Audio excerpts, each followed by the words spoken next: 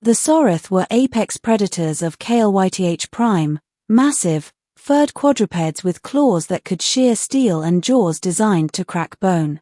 For centuries, the galaxy's many species had respected them at a distance. They were wild, untamable, and utterly lethal. Zoos failed, training programs failed, even cloning facilities collapsed in bloodshed. No one controlled the Saurith. You simply avoided their territory and prayed you were not hunted. Which is why, when the Galactic Zoological Council announced they had finally captured a breeding pair and their cubs for observation, most dismissed it as madness. Scientists, mercenaries, and guards assembled to contain the apex beasts. They built electrified cages, drone-guarded halls, and automated turrets. Entire academies prepared to study the cubs' behavior. The problem arose 3 weeks in: the cubs refused to eat. "Another one's refusing food," said Dr. Reineth, his antennae drooping as he watched the snarling juvenile curl against its siblings. "That's 4 days now. Their vitals are failing. At this rate, they'll die," finished Overseer Valth, grimacing. "And if they die, this entire project fails." The scientists scrambled for solutions. Artificial nutrient pastes failed. Mechanical feeders terrified the cubs. Even bringing in tamed predators from other worlds did nothing. The Saurith cubs simply growled, whimpered, and starved. Then a human janitor walked by. Lieutenant Sarah Vega had been stationed as security on KLYTH Prime, but her off-duty hours were spent assisting wherever she was needed, hauling equipment, checking drone routes, or cleaning lab corridors. On that day, she passed the observation deck, mop in hand, when the cubs locked onto her. The entire chamber went silent. Monitors spiked. The apex juveniles, previously lethargic, perked up. Their eyes followed her every step. A low, almost playful chuffing sound rumbled from their throats.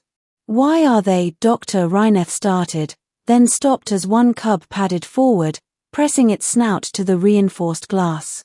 "Not with aggression. With recognition." Sarah blinked. Are they purring?" The cub was purring deep, vibrating, a sound never recorded in captivity. It took less than an hour for the council to argue. Against all reason, they decided to test it. Sarah was brought in not as security, but as a last resort caretaker. The chamber was stripped of heavy weapons, though stun fields remained ready. As the doors opened, silence fell. Sarah walked in cautiously, palms open. The cubs approached. Scientists held their breath. Guards kept fingers on triggers. The largest cub barreled forward, claws raised. Sarah stiffened. But instead of tearing her apart, the apex beast shoved its massive head against her torso, nearly knocking her over. Then it licked her face. Gasps echoed through the observation deck. "They've imprinted on her," whispered Dr. Reineth. From that day forward, Sarah Vega became the galaxy's first apex babysitter. She fed them by hand, raw protein strips they devoured happily.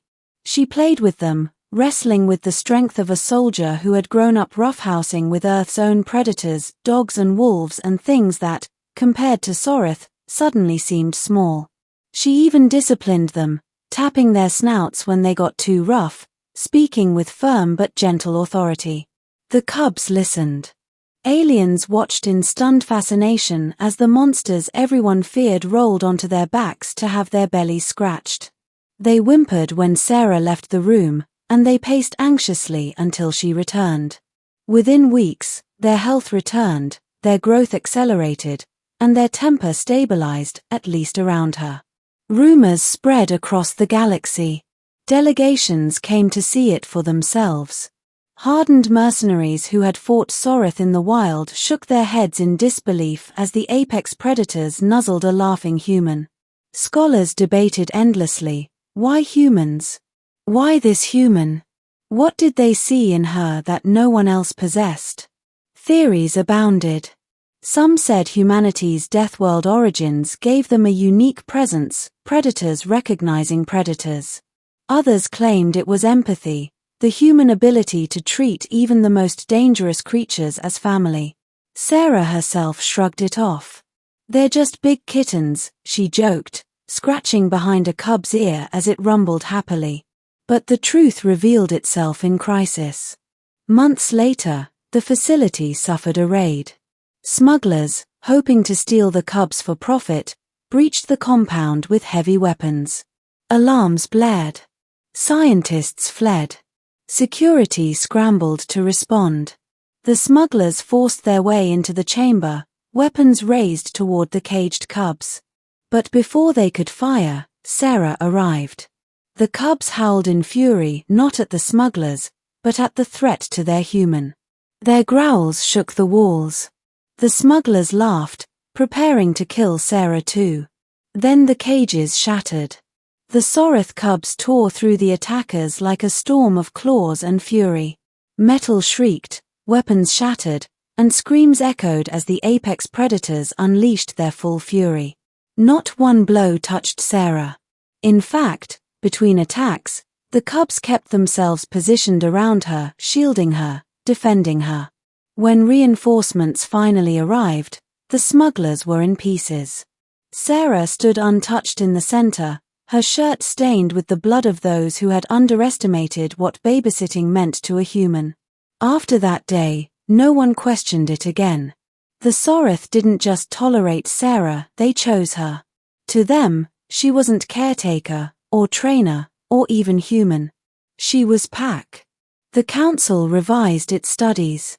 Instead of trying to tame Soreth, they studied humanity. Why did predators, from Earth's wolves to KLYTH Prime's apex beasts, bend to human presence? Why did monsters, in human hands, become companions? The answer echoed through history and across worlds. Humans didn't see monsters. They saw friends. And in turn, monsters chose them.